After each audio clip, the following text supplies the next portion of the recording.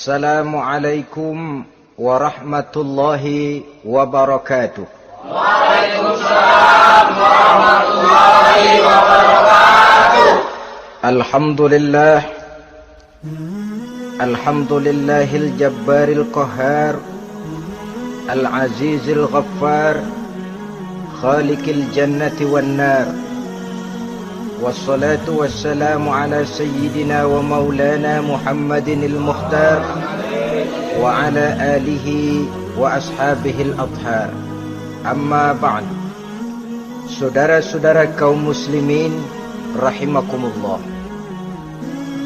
Pada pertemuan kali ini kita akan membicarakan tentang neraka dan calon-calon penghuninya. Sesungguhnya kalau kita bicara tentang neraka, artinya kita bicara tentang akhirat. Dan kalau kita bicara tentang akhirat, kita bicara tentang alam gaib yang merupakan salah satu dari rukun iman yang 6, percaya kepada alam gaib. Kalau sudah bicara alam gaib, maka ini di luar batas kemampuan nilai-nilai ilmiah dan di luar batas kemampuan renungan filsafat. Ilmu pengetahuan akan buntu kalau sudah membicarakan alam gaib. Artinya, kehidupan di akhirat itu tidak bisa diteliti secara ilmiah. Filsafat pun akan ngambang kalau sudah membicarakan kehidupan di alam gaib. Karena itu kalau kita kembali kepada logika, jika kita ingin mengerti tentang caranya membuat bangku, kita pergi ke tukang bangku dan bertanya kepadanya. Kita ingin mengerti cara membuat mobil, kita pergi ke tukang mobil, ke bengkel mobil dan bertanya kepada ahlinya. Pun dalam urusan alam gaib, sudah sewajarnya kita kembali kepada penjelasan dari sang pencipta alam gaib, yakni Allah subhanahu wa ta'ala. Dan melalui kitabullah Al-Quranul Karim, Allah telah menjelaskan masalah-masalah gaib berupa kehidupan di sorga dan neraka itu secara jelas dan pasti. Dengan kata lain, di dalam membicarakan tentang neraka ini, yang menjadi dasar daripada pemikiran kita adalah rasa iman kepada Allah subhanahu wa ta'ala. Karena soal neraka tidak pernah bisa dibuktikan dengan ilmu pengetahuan. Tidak bisa diselidiki sebab orang yang sudah pulang ke sana pun tidak pernah kembali lagi kemari untuk kita tanya bagaimana hal ihwal keadaan di sana. Saudara-saudara kaum muslimin rahimakumullah. Neraka dalam istilah Quran selalu disebut dengan narun, yaitu suatu tempat di akhirat nanti yang wujudnya berupa api yang bergejolak, bernyala dengan teramat dahsyatnya, sehingga dapat mengelupaskan kepala setiap orang dan menjulang ke hati. Diriwayatkan oleh Imam Bukhari dan Muslim bahwa Rasulullah sallallahu alaihi wasallam pernah bersabda, Narukum hazihi allati tuqiduna juz'un min sab'ina jazaan min harri jahannam. Qalu wallahi in kanat lakafiyatun ya Rasulullah. Qala fa innaha fadlat bi 69 jazaa. Apimu yang kamu pakai di dunia ini, kata Nabi, untuk memasak, untuk menyalakan lampu, api yang kau pakai di dunia ini cuma satu bagian kecil dari 70 kali bagian panasnya neraka jahanam. Sahabat waktu itu terperanjat lalu berkata, Wallah in kanat lakafiyatun ya Rasulullah. Ya Rasul, api di dunia ini saja sudah cukup untuk menghanguskan kami, untuk menghanguskan apa yang ada. Bersabda Rasulullah sallallahu alaihi wasallam, maka sesungguhnya api neraka itu dilebihkan panasnya dengan 69 kali daripada panasnya api di dunia ini. Jadi sepanas-panasnya api yang pernah kita rasakan di dunia ini, maka api di neraka nanti 69 kali lebih panas dari api yang kita rasakan paling panas di dunia. Hadis yang senada dengan penjelasan ini di samping Jawahirul Bukhari, kita bisa menemukannya dalam Mukhtasar Tazkiratul Qurtubi dan Mukhtasar Ibnu Abi Jamrah misalnya. Saudara-saudara kaum muslimin rahimakumullah. Sehingga boleh jadi seringan-ringan azab penduduk neraka di akhirat nanti, kata Nabi, seorang yang di telapak kakinya diletakkan kerikil neraka yang sangat kecil, lalu mendidih otaknya. Itu seringan-ringannya. Di tapak kakinya diletakkan kerikil neraka yang oleh karena panasnya lalu mendidih otaknya. Itu yang paling ringan, gak apa-apa, cuma segitu aja. Di telapak kakinya ditaruh kerikil, otaknya lalu jadi mendidih karena menahan panas. Pantas kalau suatu hari Luqmanul Hakim pernah memberikan nasihat kepada anaknya, kata beliau, "Anakku, kerjakanlah dosa seberapa kekuatanmu menanggung azab Allah, dan laksanakan ibadah seberapa hajat dan keperluanmu kepada Allah. Berapa banyak hajatmu kepada Allah, begitulah kamu harus beribadah. Kalau kamu merasa tidak berhajat dan tidak perlu apa-apa kepada Allah, ya tidak usah ibadah." Logikanya kan begitu. Saudara-saudara, dalam hidup ini ada nggak yang nggak perlu kepada Allah?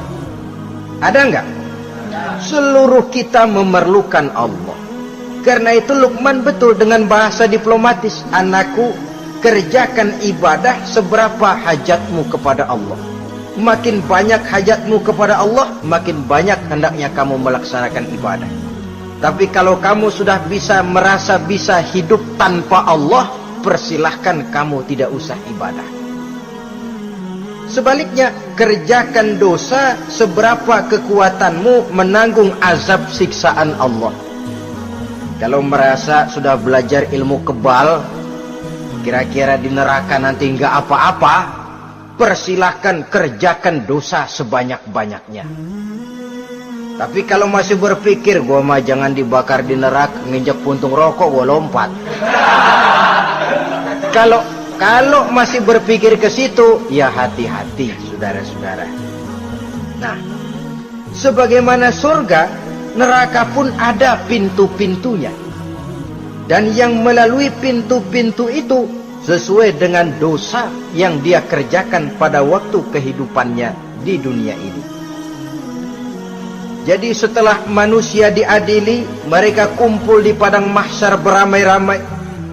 Yang mendapat kitab di tangan kanan, yang selamat dari proses pengadilan, yang sudah nyata lebih banyak kebaikannya daripada kesalahannya, wajah mereka berseri-seri.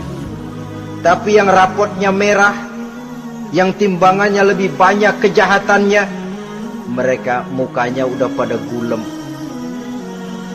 Di tengah itulah kedengaran pernyataan dari Allah Subhanahu wa ta'ala, "Salamun qaulan min Rabbir Rahim."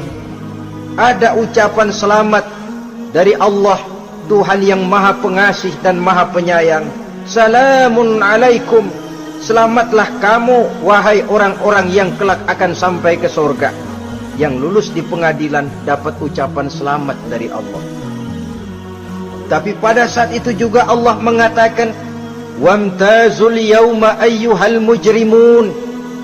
Pada hari ini, semua orang-orang yang kurang ajar, supaya minggir.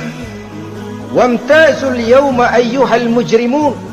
Orang-orang yang durjana, kelompok durhaka, para pembuat dosa, misah hari ini, minggir semuanya. Kamu akan digiring ke dalam neraka. Saudara-saudara kaum muslimin rahimakumullah. Baik mereka yang akan menuju surga, baik mereka yang akan masuk ke dalam neraka, sama melintasi satu jembatan yang melintang di atas neraka. Dalam surah Maryam ayat 71 dan 72, walaupun jembatan itu tidak digambarkan secara jelas, tapi kita temukan penjelasan Allah sebagai berikut. Wa inna minkum illa wariduha kana ala rabbika hatman maqdiya thumma nunajjil ladzina taqaw wa nazaru adh-dhalimina fiha jasiyya. Saudara-saudara, dan tidak ada setiap orang pun kecuali mereka akan melalui api neraka itu. Adapun orang-orang yang bertakwa, mereka diselamatkan oleh Allah, sedangkan orang-orang yang zalim, mereka terlempar ke dalam jurang neraka. Nah, itu yang dinamakan dengan sirat. Ada memang riwayat menjelaskan bahwa sirat itu kecilnya seperti rambut dibelah 7, tajamnya lebih tajam dari mata pedang. Tapi dalam banyak hal, orang lewat di atas sirat itu bergantung kepada amalannya waktu dia hidup di dunia ini. Maka jangan heran ada orang yang lewat di atas sirat itu seperti kilat, lep sudah sampai di surga. Ada yang lewat di atas sirat itu seperti orang terbang. Ada yang lewat di atas sirat itu seperti orang lari. Ada yang seperti jalannya onta. Ada yang merangkak. Ada yang gelantungan. Ada yang sudah hampir sampai ke tepian sana untuk masuk ke dalam surga, terpeleset nyemplung juga ke dalam neraka, sesuai dengan amalan pada waktu mereka hidup di kehidupan dunia yang sekarang ini. Saudara-saudara kaum muslimin rahimakumullah, apabila orang terperosok lalu masuk ke dalam neraka, bagaimanakah ihwal keadaan di neraka? Panasnya sudah kita jelaskan tadi, 70 kali lipat dari sepanas-panasnya api di dunia ini. Lalu orang-orang yang masuk ke dalam neraka, mereka juga mendapat pakaian, makanan, minuman, perhiasan. Tapi makanannya, minumannya, perhiasannya lain dengan orang-orang yang sampai di surga. Mereka juga diberikan buah-buahan, sebab di neraka juga ada pohon. Namanya pohon zakum. Buahnya duri dari api. Dan itu yang akan jadi lalap makanannya orang-orang neraka. Di dalam surah As-Saffat ayat 64-65 Allah Subhanahu wa taala menjelaskan, innaha syajaratun takhruju fi aslil jahim tal'uha ka'annahu ru'usus sayatin. Sesungguhnya pohon zakum itu adalah satu pohon yang akarnya keluar dari dasar neraka, yang buahnya seperti kepala setan. Ini sudah untuk bahasa yang sangat menyeramkan ini. Pohon itu tumbuh dari dasar neraka, buahnya mirip kepala setan. Itu akan dijadikan makanannya orang-orang yang ada di dalam neraka. Perhiasannya apa? Surah Al-Insan ayat 4, inna a'tadna lil kafirina salasilan wa aghlalan wa sa'ira. Sesungguhnya kami sediakan bagi orang-orang kafir itu di dalam neraka segala macam rantai, cambuk-cambuk dan belenggu-belenggu neraka, terbuat dari api neraka, siap untuk merantai, membelenggu dan mencambuk mereka. Jadi dikasih perhiasan, lehernya dikalungin rantai, tangannya dipakein belenggu, ada cambuk-cambuk yang seluruhnya terbuat dari api neraka. Begitu mereka sampai ke pintu neraka yang namanya malaikat Zabaniyah, penjaga neraka, udah bukan main gemesnya dah. Ya, nyambutnya nggak ada ramahnya, lain sama malaikat Ridwan, penjaga surga. Ramah, murah senyum, Begitu orang mau masuk surga, salamun alaikum tibtum fadkhuluha khalidin. Keselamatan atas kamu, sungguh kamu telah beruntung. Sekaranglah masuk kamu ke dalam surga dan kekalah tinggal selama-lamanya di sana. Ramah, murah senyum, selamat datang, selamat tiba di tempat yang penuh kenikmatan. Mari persilahkan. Ini malaikat Ridwan. Malaikat Malik, malaikat Zabaniyah lain lagi. Dia nungguin pabrik. Sadis menerima, matanya melotot. Ini dia manusia-manusia kurang ajar yang waktu di dunia sudah datang para rasul, sudah turun agama, sudah datang Al-Quran, tapi belagak pilon. Ini loh, nih rantai, belenggu, lalu dirangkeng, dimasukkan ke dalam neraka. Na'udzubillah, summa na'udzubillah. Saudara-saudara, lalu terpikir oleh kita, kalau begitu panasnya api neraka, sekali lempar orang terus mati dong. Ya enak kalau boleh begitu sih. Begitu dilempar ke neraka terus mati, enak. Ternyata tidak. Kepedihan neraka adalah kepedihan yang kekal dan terus menerus. Tidak satu saat pun orang-orang di dalam neraka pernah merasakan kesenangan. Tidak sesaat pun. Kali semenit kayak ngasok, enggak, terus menerus berada dalam kepedihan yang tiada tara. Al-Quran menjelaskan, kullama nadijat juluduhum baddalnahum juludan ghairaha. Apabila hancur kulitnya, kami ganti dengan kulit yang baru. Supaya apa? Liyazuqul azab, biar dia rasain azab. Tuh, rasain dulu. Hancur kepalanya, buletin lagi, hancur kulitnya, bikin lagi, berantakan isi perutnya, disempurnakan lagi, digiling lagi. Terus menerus begitu, tidak sedetik pun penduduk neraka itu pernah mengalami istirahat. Barangkali pakai jam istirahat lumayan, ini enggak ada. Ada bel, kleneng, istirahat, azab dicabut. Tidak. Terus menerus dan selalu begitu. Satu detik saja pun mereka tidak pernah istirahat dari siksaan dan azab yang mereka terima. Saudara-saudara kaum muslimin rahimakumullah. Lalu bagaimana keadaan mereka? Ada orang-orang di dalam neraka itu yang dikenakan pakaian dari api neraka. Luar biasa. Dikasih pakaian dinas dari api.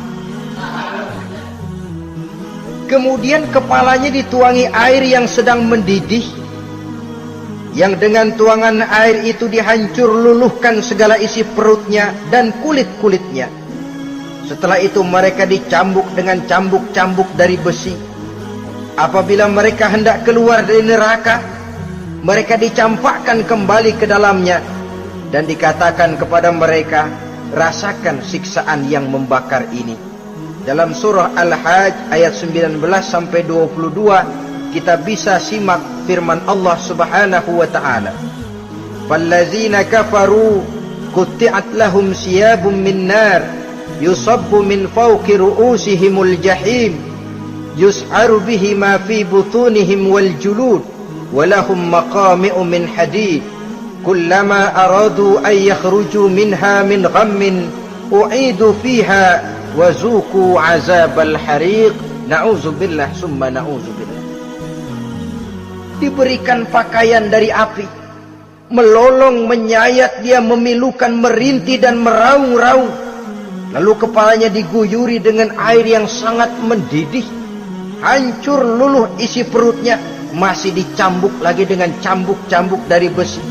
Mereka merambat, mereka meraung, mereka hendak lari, mereka ingin keluar dari neraka. Tapi tiap kali mereka merambat ingin keluar, ditarik lagi. Kalau cara kita, ayo, mau kemana lo? Apa kata malaikat penjaga neraka? Zuku azabal hariq, rasa ini makan pencarian lo waktu di dunia. Saudara-saudara, lalu ada pula siksaan penduduk neraka itu, di mana dahi, lambung dan punggung mereka dipanggang dengan api neraka. Allah Karim, kita di dunia ini tertusuk paku saja waktu berjalan sudah bukan main pedihnya. Tertusuk duri saja sudah bukan main pedihnya. Ini punggungnya, lambungnya macam disate, dipanggang dari api neraka. Dalam At-Taubah ayat 35 kita temukan firman Allah, fi nari jahannama fatuqwa biha hibahuhum wa junubuhum wa zuhuruhum, na'udzubillah summa na'udzubillah. Kemudian ada pula penduduk neraka itu yang disiksa, lehernya diikat dengan rantai, mereka spontan diseret-seret dengan sekeras-kerasnya dan dilemparkan ke dalam lautan air yang sedang mendidih. Kemudian mereka dibakar dalam api yang bergejolak dan menyala-nyala. Pada surah Al-Mu'min ayat 71 dan 72 Allah Subhanahu wa taala menjelaskan, izil aghlalu fi a'nakihim wassalasil yushabuna fil hamim summa fin nari yusjarun. Ketika belenggu dan rantai dipasang di leher mereka supaya mereka diseret ke dalam air yang sangat panas, kemudian mereka dibakar dalam api. Ada lagi penduduk neraka yang dipegang jambulnya lalu diseret ke tengah-tengah neraka, kemudian kepalanya digerujuki dengan air yang mendidih seperti yang dijelaskan dalam surah Ad-Dukhan ayat 47 dan 49. Pendeknya, azab dan siksaan neraka itu sesuailah dengan amalan dosa yang dikerjakan manusia pada waktu kehidupan di dunia ini. Maka dalam puncak perjalanan Mi'raj misalnya, kepada Rasulullah sallallahu alaihi wasallam diberikan berbagai macam penglihatan sebagai contoh dan tamsil dari kehidupan di dunia ini. Sejak dari penglihatan di jalan sampai kepada penglihatan surga dengan segala kenikmatannya dan neraka dengan seluruh azabnya, seluruhnya merupakan contoh teladan. Misalnya dalam perjalanan ketika hendak Mi'raj itu, sebelum berangkat Rasul disodorkan dua minuman, segelas berisi arak, segelas lagi berisi susu. Kata malaikat Jibril, ambillah salah satu minuman itu ya Muhammad. Lalu Rasul dengan tidak ragu-ragu, mantap betul beliau mengambil gelas yang berisi susu, lalu beliau minum. Setelah beliau minum itu, malaikat Jibril berkata, "Shaddaqta ya Muhammad." Engkau telah benar Muhammad. Laqad asabtal haqq, pilihanmu tepat. Kenapa ya Jibril? Untung susu yang kamu minum Muhammad. Kalau arak yang kamu ambil, pasti umatmu bakal jadi umat yang teler semua. Ini pun satu contoh buat kita semua, bahwa dalam kehidupan kita selalu berhadapan dengan susu dan arak, berhadapan dengan hak dan batil, berhadapan dengan benar dan salah. Maka hati-hati kita jangan sampai salah pilih karenanya. Lalu yang ada kaitannya dengan persoalan kita, penglihatan yang diberikan Allah kepada beliau di neraka. Beliau melihat sekelompok orang dilontari kepalanya dengan batu dari api neraka. Tiap kali dilontari kepala itu hancur berkeping-keping, berantakan otaknya, lalu dibulatkan kembali. Setelah kepala itu bulat kembali, disambitin lagi, menjerit, meraung, merintih kesakitan, hancur kepalanya, berantakan otaknya, lalu dibulatkan lagi, terus menerus begitu, tidak pernah berhenti. Sampai Rasul bertanya, ya Jibril, ini orang kenapa kepalanya dilontari dengan api neraka sampai hancur lalu dibulatkan kembali? Kata malaikat Jibril, ya Muhammad, itulah contoh daripada umatmu yang berat untuk sujud kepada Allah Tuhannya. Itulah contoh dari umatmu yang waktu hidup di dunianya tidak pernah mendirikan solat sama sekali. Sombong yang paling sombong adalah sombong kepada Allah. Artinya tidak mau sujud kepada Sang Maha Penciptanya. Jadi barangkali saudara punya cita-cita atau keinginan, saya mau yang ini saja, persilahkan, gak usah sembahyang. Lalu ada lagi sekelompok kaum, perutnya besar, sebesar rumah, dililit dengan kala dan ular dari api neraka, diseret-seret dia di jurang neraka, dipatoki ular, hancur perutnya, dibulatkan lagi perut itu, diseret kembali, hancur lagi, dibulatkan lagi, terus menerus seperti itu. Kata Nabi, ya Jibril, ini apa lagi? Kata malaikat Jibril, wahai Muhammad, inilah contoh daripada umatmu yang waktu di dunia suka makan riba alias renten, dan suka makan harta anak yatim, suka ngobyekin anak yatim, sok jadi pengasuh anak yatimnya lapar, pengasuhnya yang pada kenyang. Saudara hadirin yang saya muliakan, orang yang makan riba alias renten, orang yang makan harta anak yatim, begitu gambaran yang diperlihatkan kepada baginda Rasulullah sallallahu alaihi wasallam. Sebagian lagi ada penduduk neraka yang kukunya terbuat dari tembaga dari api neraka, panjang sangat kukunya itu, lalu mencakar-cakar mukanya sendiri, hancur mukanya, berantakan, dicakari oleh kukunya itu, lalu dibulatkan lagi, dicakar lagi, hancur lagi, dibulatkan lagi. Pengangguran bener ini orang, muka sendiri dicakarin sendiri. Ya Jibril, ini tamsil apa Jibril? Ya Muhammad, itulah contoh dari umatmu yang pada waktu di dunianya enggak pernah rukun sama sesama saudaranya muslim, suka nyari aib orang lain, suka ngejelekin orang lain, padahal orang lain itu saudaranya seakidah. Kan sama dengan nyakar muka sendiri namanya, menepuk air di dulang, terpercik muka sendiri. Kejelekan saudaranya dikorek-korek, aib saudaranya diobral di pasar umum.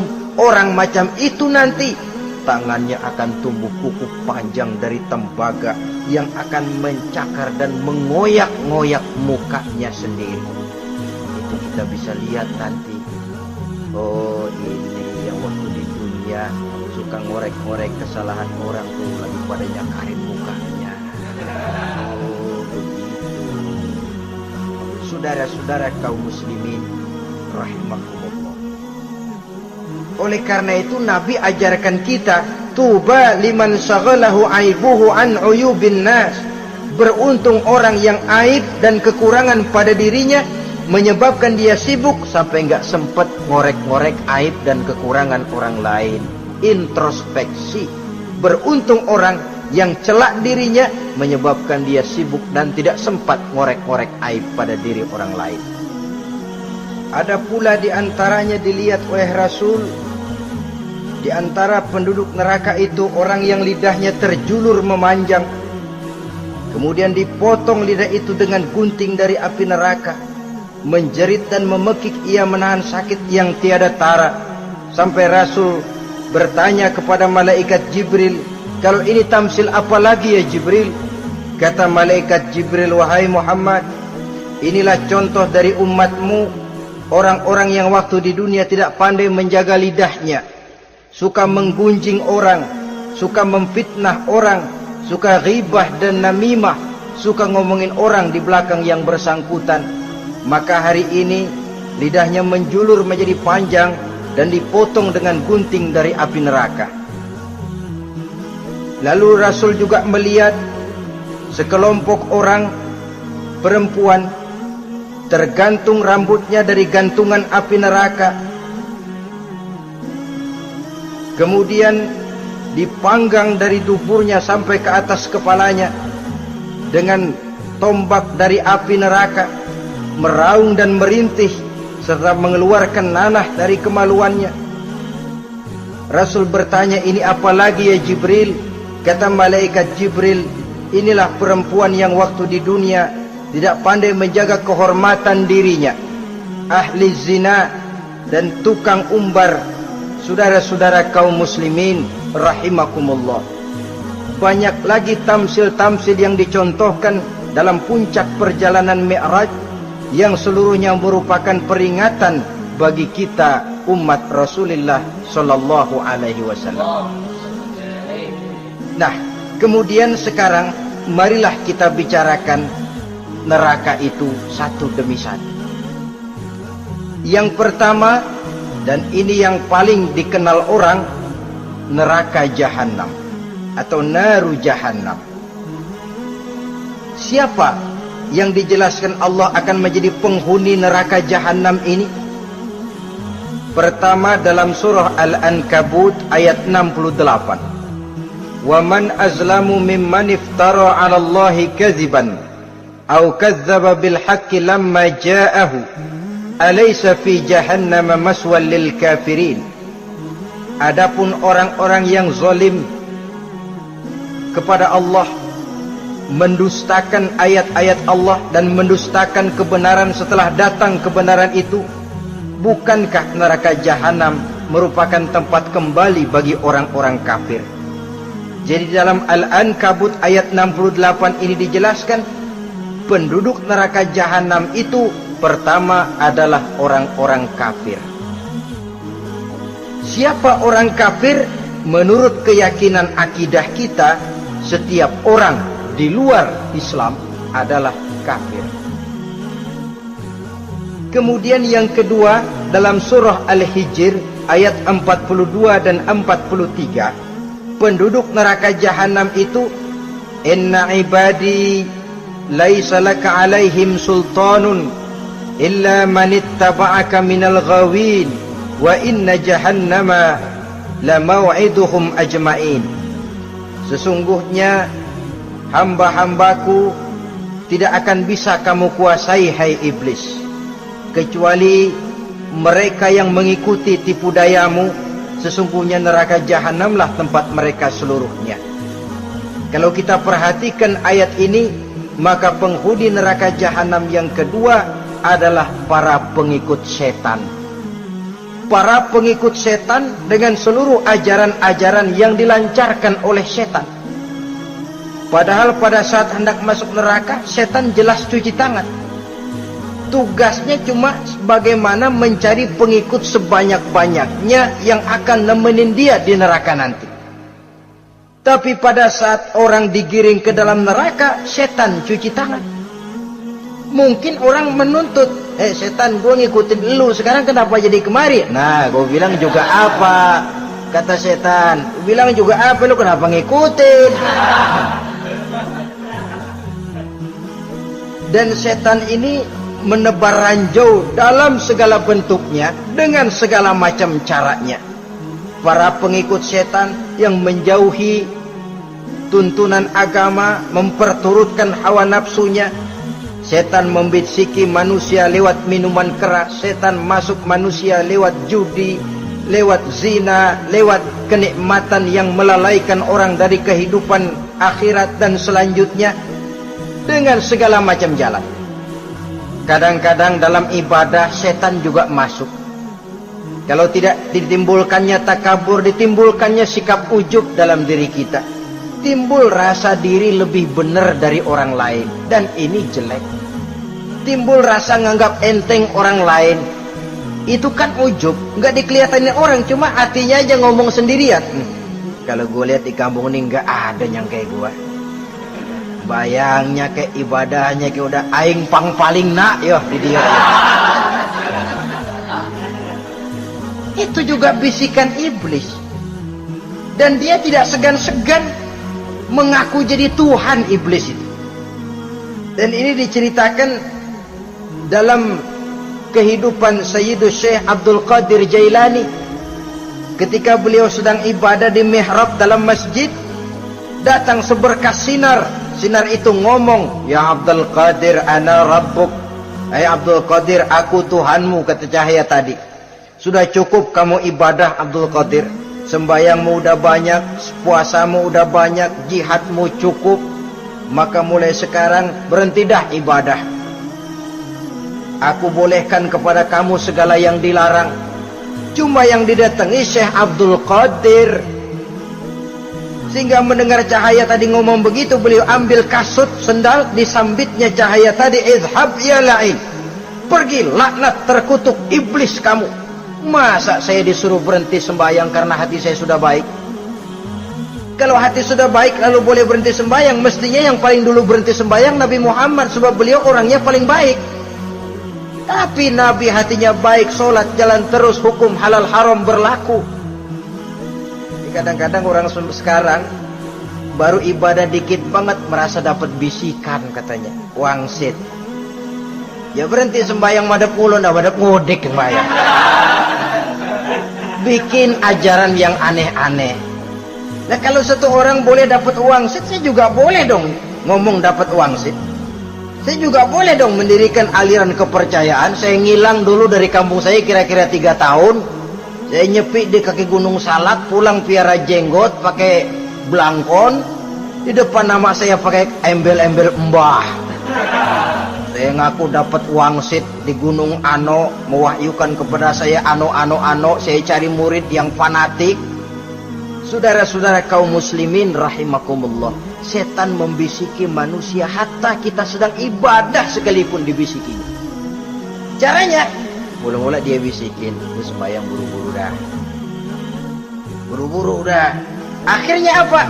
Rukuk kita enggak sempurna, sujud kita enggak lengkap, tumakninah kita kurang, bacaan kita tajwidnya enggak kena. Kalau itu bisa kita atasin, kita sembahyang sebagaimana yang seharusnya, dia bisiki lewat jalan lain lagi. Suruhnya yang pendek-pendek aja dah. Atau habis sembahyang udah sigrah, udah jangan pakai wirid, jangan pakai zikir. Dengan segala macam jalan dibisikinya was-was ke dalam diri kita.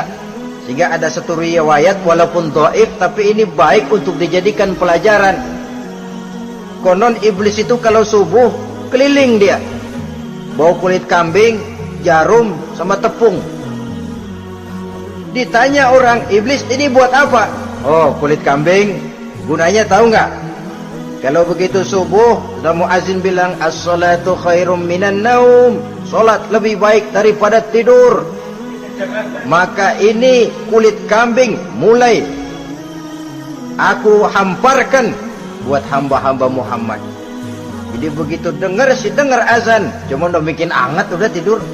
Kenapa? Kulit kambing belis masuk.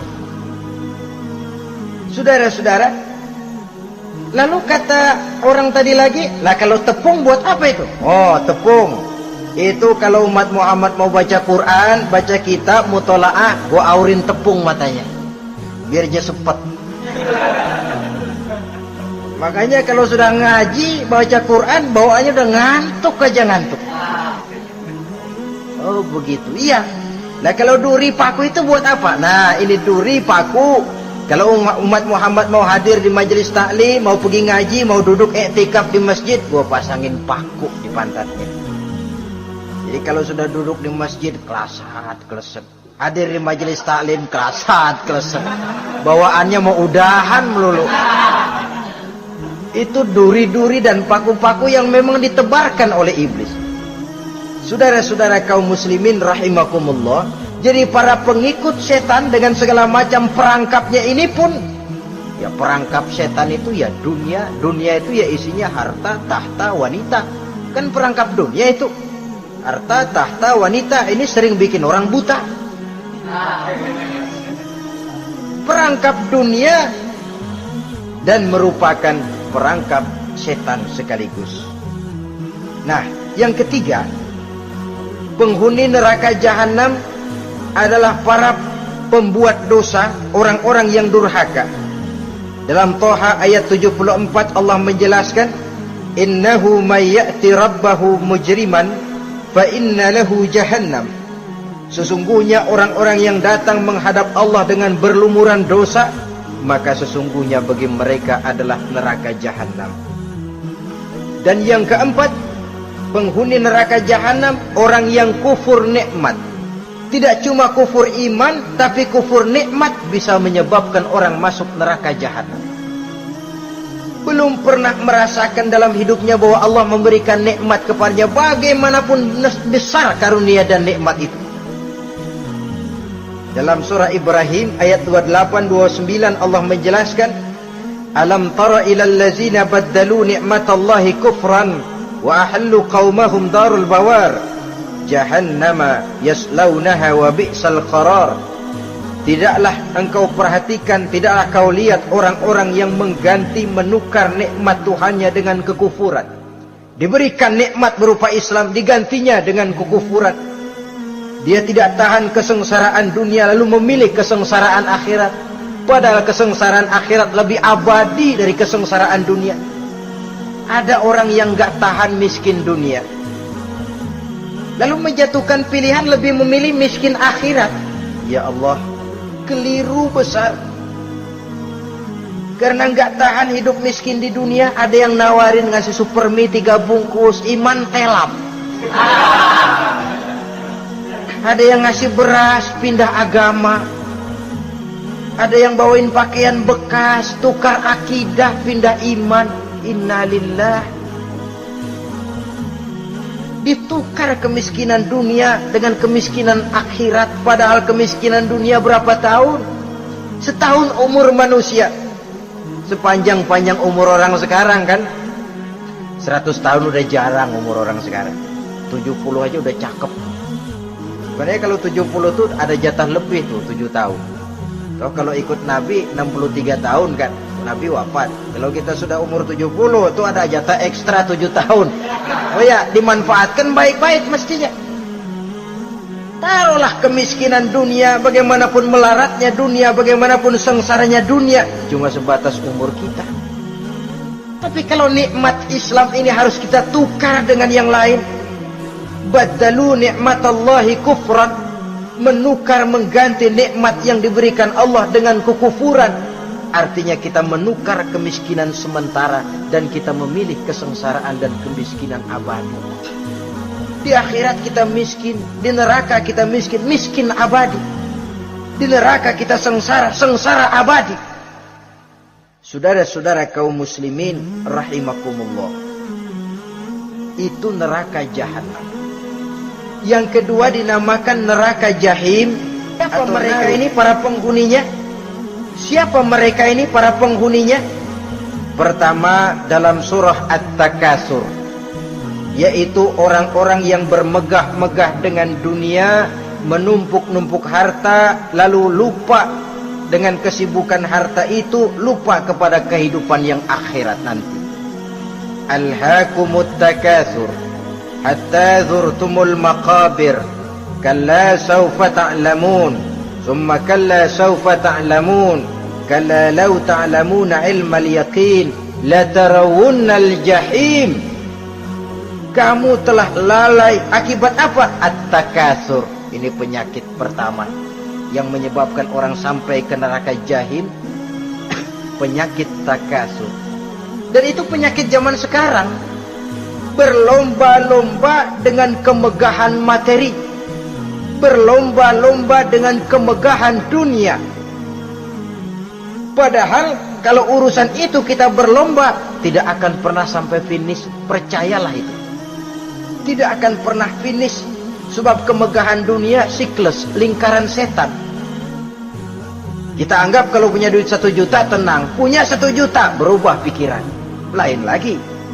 Kita anggap kalau punya mobil enak, sudah punya mobil, lain lagi problemnya. Kita anggap kalau rumah sudah gedung, enak hidup, punya rumah gedung, lain lagi problemnya. Makanya pesan Nabi, kalau ingin hidup tenang, urusan dunia lihat ke bawah, urusan akhirat lihat ke atas.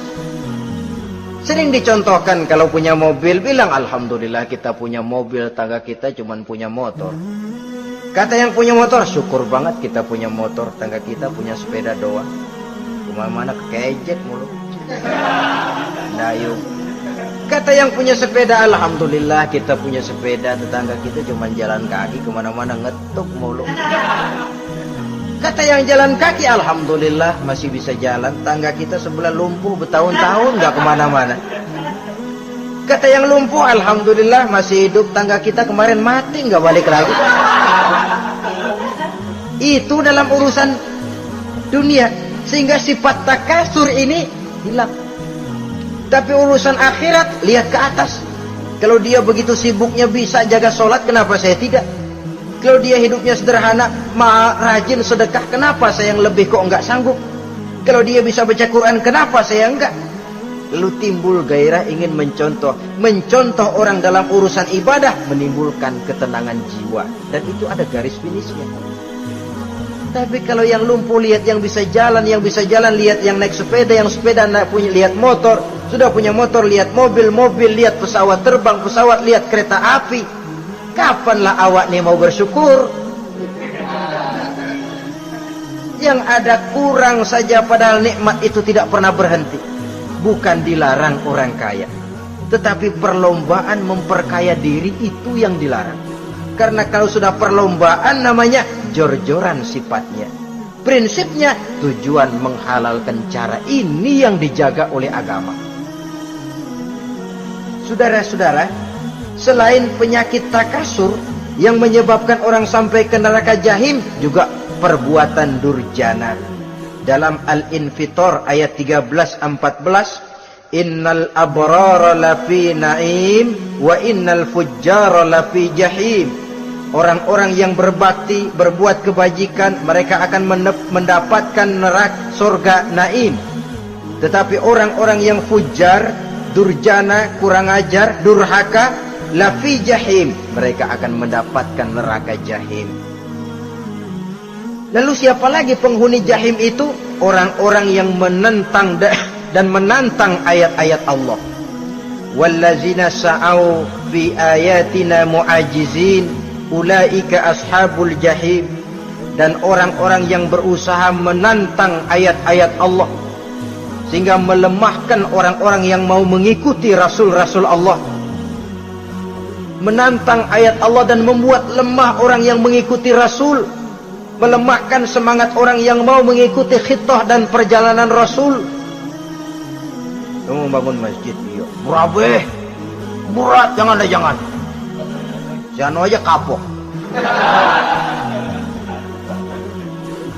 Majelis taklim pahit, ngaji berat, melemahkan ini. Sudah dia rusak, merusak lagi. Kalau rusak kan cuma sendirian. Ini tidak, sudah rusak, merusak. Mu'ajizin, melemahkan orang-orang yang mau mengikuti ayat-ayat Allah. Dan itu tidak jarang zaman sekarang ini. Orang yang melemahkan semangat kita dalam berjuang menegakkan kebenaran. Kita yakin Islam agama yang benar, kita yakin Islam agama yang sempurna. Ada saja orang yang melemahkan semangat kita, yang berteori bahwa ada ayat-ayat Quran yang tidak relevan lagi dengan situasi dan kondisi, yang berteori bahwa Nabi Muhammad cuma sebagai manusia biasa yang tidak terlepas kemungkinan dari salah. Pendeknya melemahkan nilai-nilai semangat kita untuk memperjuangkan Islam ini. Ini pun termasuk mu'ajizin. Mereka akan menemukan nanti di akhirat kapling di dalam neraka yang dinamakan neraka jahim. Na'udzubillah summa na'udzubillah. Yang ketiga, saudara-saudara, di antara nama neraka itu adalah neraka hawiyah. Siapa penghuni neraka hawiyah ini? Dalam surah Al-Qari'ah ayat 8-11 dijelaskan secara simpel, wa amma man khaffat mawazinuhu fa ummuhu hawiyah. Adapun orang-orang yang ringan timbangan kebaikannya, maka tempatnya adalah neraka hawiyah. Artinya orang ini lebih berat timbangan kejahatannya, sedikit kebaikannya, sehingga jadi ringan di timbangan akhirat nanti. Solat, puasa, zakat, tapi dosa yang dikerjakan masih lebih banyak ketimbang kebaikan yang dikerjakannya itu. Maka orang semacam ini apabila tidak mendapat syafaat, maka dia akan masuk ke dalam neraka yang namanya neraka hawiyah. Lalu yang keempat, neraka wail. Dalam surah Al-Ma'un ayat 1-7 garis besarnya yang mendapat neraka wail adalah para pendusta agama. Siapa sih pendusta agama itu? Ara'aita allazi yukazzibu biddin? Tidakkah kamu lihat siapa orang-orang yang mendustakan agama? Mendustakan agama, beragama tapi bohong, sholatnya bohong, hajinya bohong, puasanya bohong, mendustakan agama. Siapa mereka? Fazalikal ladzi yad'ul yatim. Pertama, orang yang suka menghardik anak yatim. Anak yatim yang lemah, anak yatim yang tidak berdaya, yang hidup dipayungi kemiskinan dan kekurangan, bukan ditolongnya, malah dihardiknya.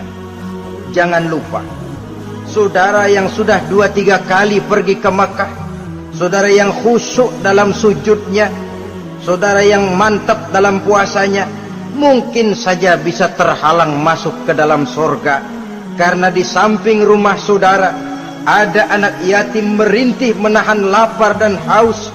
Saudara tahu, saudara mampu, tapi saudara diam saja, tidak mau mengulurkan tangan. Mungkin itu yang akan mengganjal saudara untuk masuk ke dalam surga. Wala yahuddu ala tu'amil miskin. Mereka membiarkan fakir miskin, tidak memberikan makan. Kemudian fawailul lil musallin. Mereka juga melalaikan solat. Allazina hum an solatihim sahun. Allazina hum yura'un. Mereka juga riak di dalam amalnya. Saudara hadirin kaum muslimin rahimakumullah, melalaikan solat, kemudian riak dengan amalnya, termasuk amalan solatnya.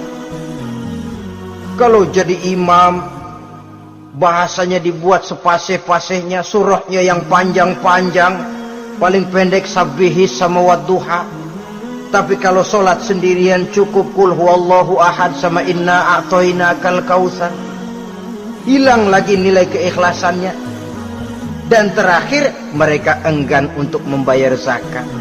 Yang memenuhi ciri-ciri inilah yang dikatakan sebagai pendusta agama. Menghardik yatim, membiarkan fakir miskin, melalaikan solat, riya, dan enggan membayar zakat.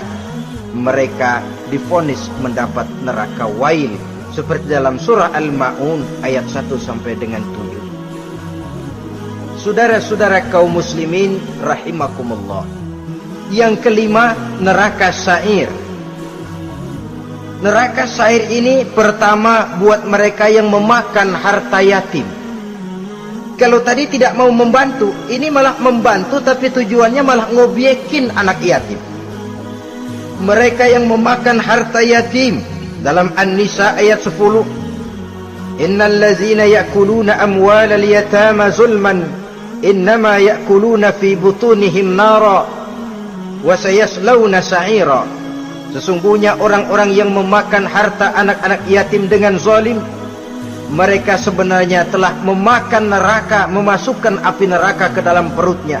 Mereka akan dilontarkan ke neraka sa'ir.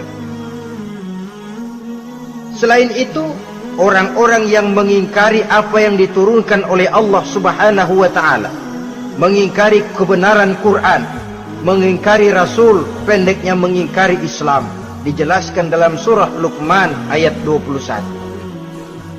Yang keenam, saudara-saudara, yang dinamakan dengan neraka laza namanya. Pertama, untuk pembangkang dan orang yang menjauhi agama. Yang kedua, orang yang berpaling dari kebenaran. Dan yang ketiga, orang yang suka menumpuk-numpuk harta dan menyimpannya, tidak mau membayar zakat, infak, apalagi sedekah. Ini kita temukan penjelasannya dalam surah Al-Ma'arij ayat 15 dan 17. Yang ketujuh dinamakan neraka Sakor. Siapa penghuni neraka Sakor ini? Pertama, orang yang tidak pernah sholat. Yang kedua, tidak pernah memberi makan orang-orang miskin. Yang ketiga, ahli membicarakan yang batil. Strategis betul dia, ulung kalau sudah mengatur kebatilan. Kemudian yang keempat, orang yang mendustakan hari akhir. Dalam surah Al-Muddatsir ayat 42 sampai 47, kepada penduduk neraka Saqar ditanya, "Ma salakakum fis Saqar?" Apa yang menyebabkan kamu masuk ke dalam neraka Saqar? Qalu lam naku minal musallin wa la naku nut'imal masakin wa kunna nakhudu ma'al khaidin wa kunna nukadzibu yaumaddin. Mereka menjawab, kami di dunia tidak pernah sholat, tidak pernah memberi makan fakir dan miskin. Kami selalu berkumpul dengan orang-orang yang batil dan membicarakan kebatilan, dan kami mendustakan adanya hari akhir. Yang kedelapan, yang terakhir adalah neraka Hutamah. Ini diperuntukkan bagi para pengumpat, pencela, para penghina orang lain, mencari aib saudaranya, kemudian juga mereka menumpuk, menghitung-hitung harta, lalu kikir dan bakhil dengan hartanya itu. Dalam surah Al-Hujurat ayat 11-12, kemudian surah Al-Humazah ayat 1 sampai dengan 7, kita temukan penjelasan itu. Pada akhirnya saudara-saudara, kalau penduduk surga mereka kekal di dalamnya, maka penduduk neraka ini ada dua macam. Ada penduduk musiman, ada penduduk permanen. Kalau yang namanya penduduk permanen itu sudah punya paspor KTP. Memang penduduk permanen itu mereka yang kekal selama-lamanya di dalam neraka. Mereka lah orang-orang musyrik dan orang-orang kafir, termasuk orang-orang munafik. Bahkan lebih dahsyat lagi yang namanya munafik. Kata Allah, innal munafiqin fid darkil asfal minan nar. Orang munafik itu berada di dasar jurang neraka yang paling bawah, keraknya neraka. Saudara-saudara, adapun penduduk yang semi permanen, ia masuk neraka buat sementara saja, sekedar dengan dosa-dosa yang dikerjakannya. Mereka adalah orang-orang mukmin yang asli, orang-orang Islam yang waktu di dunianya berbuat dosa. Mereka masuk ke dalam neraka, menerima azab sesuai dengan dosa yang dikerjakannya. Setelah itu mereka akan diangkat dari surga untuk ditempatkan di dalam.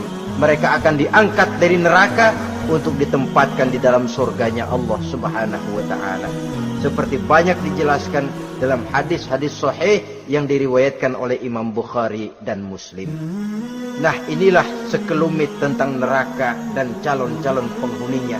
Mudah-mudahan Allah jauhkan kita, Allah jauhkan anak cucu kita, Allah jauhkan seluruh keluarga kita dari neraka dan dari azab neraka. Terima kasih dan mohon maaf. Wassalamualaikum warahmatullahi wabarakatuh. Waalaikumsalam.